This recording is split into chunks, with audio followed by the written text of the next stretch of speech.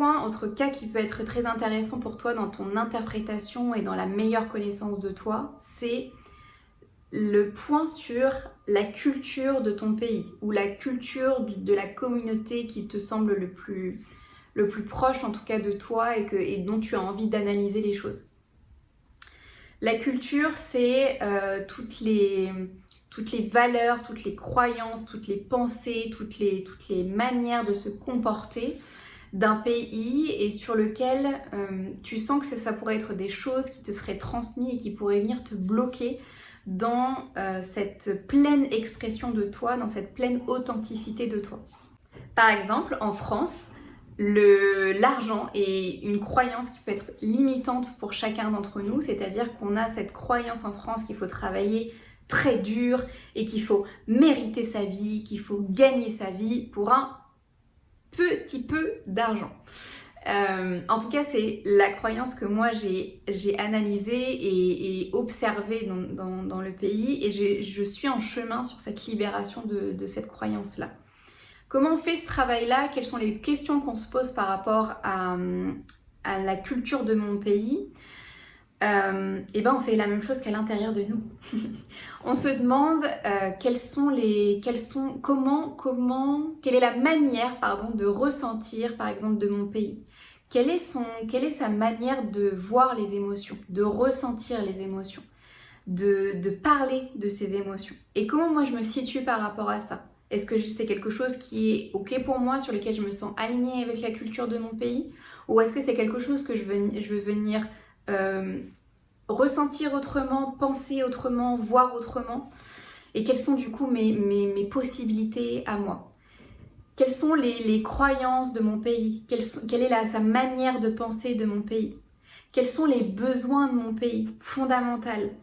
Quels sont qu'est-ce qu'il veut absolument? Par exemple, en France, le besoin de sécurité est impressionnant. Même si de plus en plus, le besoin d'épanouissement se fait, parce qu'en fait, nos anciennes générations nous ont aidés à construire cette sécurité qui était importante. Je vous mettrai la pyramide de Maslow, vous verrez qu'en fait, si le besoin de sécurité est important, on peut tout à fait monter de plus en plus dans les besoins. Et donc de plus en plus on voit, c'est en fait le besoin de sécurité est ok, mais comment je fais en fait pour venir m'épanouir de manière complète et authentique. Quelles sont aussi les fausses croyances de mon pays selon moi? Et ça peut vous aider à faire le point sur vous-même et ce que vous avez envie de dépasser. Quand je parle de pays, ça peut être aussi un groupe de pays, par exemple l'Europe. Quelles sont les croyances de l'Europe et sur lesquelles moi j'ai envie de me détacher, sur lesquelles j'ai envie de me libérer. Et puis vous pouvez aussi faire un lien avec votre généalogie, donc c'est-à-dire avec la vidéo précédente. Si par exemple comme moi vous avez perçu qu'il y avait une représentation de la femme par exemple qui était soit très masculine dans sa féminité, ou alors complètement à subir ses émotions et être une femme dite faible vraiment et victime dans le sens vraiment vrai du terme, l'idée est de voir en fait comment la généalogie a été influencée par les croyances en fait de ce pays-là. Évidemment, dans nos anciennes générations, la représentation de la femme, c'était pas forcément quelqu'un qui avait le droit de ressentir et de penser à sa manière.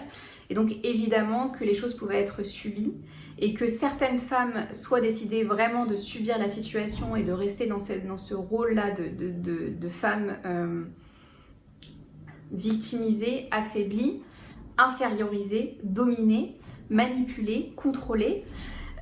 Ou alors décider en fait qu'elle ne voulait pas subir, être contrôlée et prôner en fait les valeurs du patriarcal, les valeurs du masculin pour être cette femme forte, dite forte, froide et manipulatrice dans un certain autre sens, une autre manière de faire.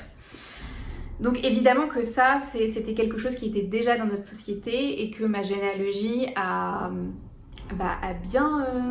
bien pris, s'en est bien nourri en fait. Et donc l'idée est de voir en fait comment votre généalogie peut avoir été transmise par rapport à ça, et encore une fois quels sont les liens que vous pouvez faire, quelle est l'analyse que vous pouvez faire pour vous. Encore une fois, l'idée n'est pas de venir libérer, apaiser toutes les croyances, toutes les manières de penser, toutes les fausses manières de ressentir les émotions du pays ou de l'Europe, évidemment. Venez juste voir les tiroirs qui sont en relation déjà avec votre histoire personnelle, avec vos zones d'ombre, avec ce que vous avez déjà pu comprendre de vous par rapport aux 5 modules précédents.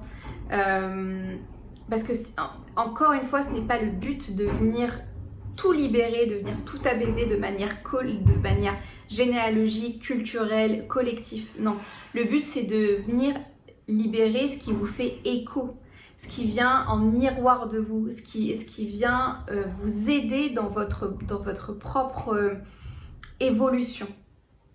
Elle est là votre responsabilité. Donc choisissez les bons tiroirs.